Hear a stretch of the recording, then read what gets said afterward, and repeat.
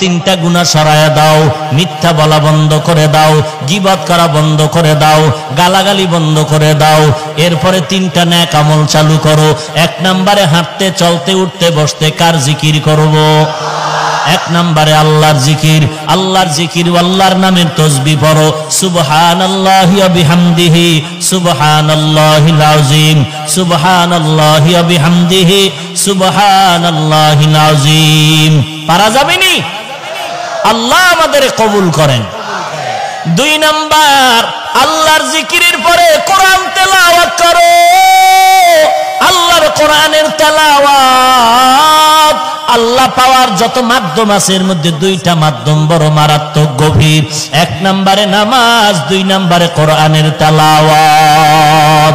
বেশি বেশি কোরআন তেলাওয়াত করো। যদি কেউ বলেন হুজুর কোরআন তেলাওয়াত জানি না, কোরআন শরীফের যে কোনো সূরা পারেন ওটাই পড়তে থাকেন আর কোরআনটা শিখার জন্য চেষ্টা করেন। দৈনিক 1 ঘন্টা সময় মাদ্রাসার কোনো হাফেজ সাহেব অথবা মসজিদের ইমাম সাহেব, মুয়াজ্জিন সাহেবকে সময় দেন। ফজরের নামাজের পরে 1 ঘন্টা, না হয় এশার নামাজের পর ঘুমের আগে 1 ঘন্টা সময় দেন। 2-3 মাসের বেশি লাগবে না আল্লাহর কোরআন শিখার জন্য। 1 নম্বরে জিকির করো, 2 নম্বরে কোরআনের তেলাওয়াত করো। কিছু পারো না বাবা, আলহামদু সূরাটা পড়ো। কিছুই পারো না তুমি বিসমিল্লাহির রহমানির রহিম পড়ো। এক একটা অক্ষরে 10টা নেক আল্লাহ দান করবেন। 1 নাম্বার গেল আল্লাহর জিকির, 2 নম্বরে কোরআনের তেলাওয়াত।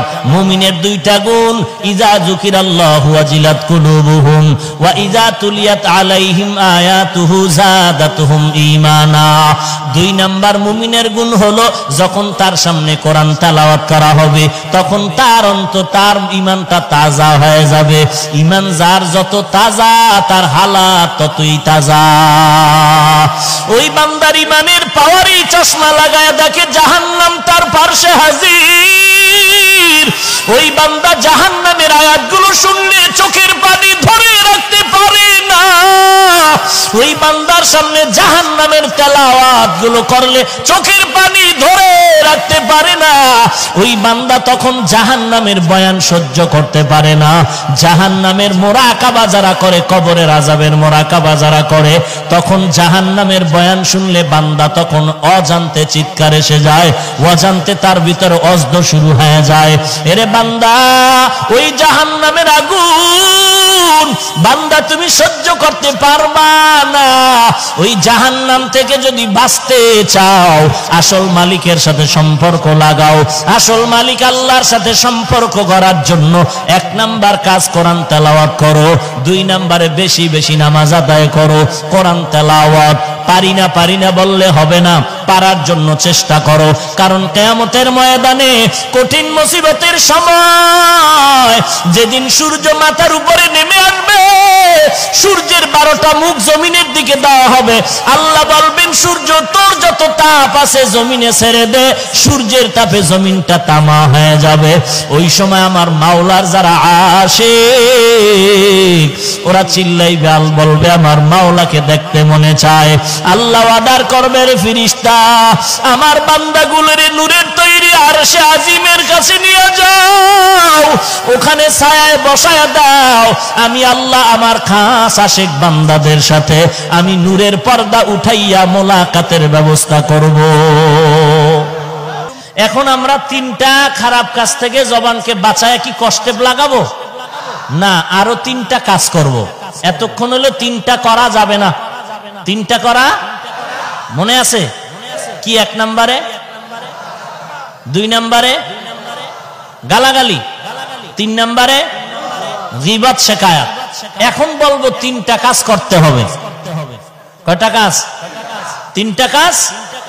আগে বললাম 3টা করা, এখন বলবো 3টা কি পারমু 3টা বলতে? সময় দিবেন? আল্লাহ কবুল করেন। সংক্ষেপে বলছি। 1 নাম্বার, জবান দ্বারা আল্লাহর জিকির করো। কার জিকির? লা ইলাহা ইল্লাল্লাহ, লা ইলাহা ইল্লাল্লাহ, লা ইলাহা ইল্লাল্লাহ। কার জিকির করবনি আমরা? হাঁটতে চলতে সব সময় কার জিকির? আল্লাযীনা ইয়াযকুরুনাল্লাহা কিয়ামান ওয়া কুউদান ওয়া আলা জুনুবিহিম ওয়া ইয়াতাফাক্কারুনা ফী খালকিস সামাওয়াতি ওয়াল আরদ রাব্বানা মা খালাকতা হাযা বাতিলান সুবহানাকা ফাকিনা আযাবান নার। হাঁটতে চলতে উঠতে বসতে কার জিকির করব? জিকিরের অনেক অর্থ, এর মধ্যে একটা মূল অর্থ আছে, ভালো করে মনে রাখবেন। প্রত্যেকটা আরবি শব্দের অনেক অর্থ হতে পারে, তবে মূল অর্থ একটা।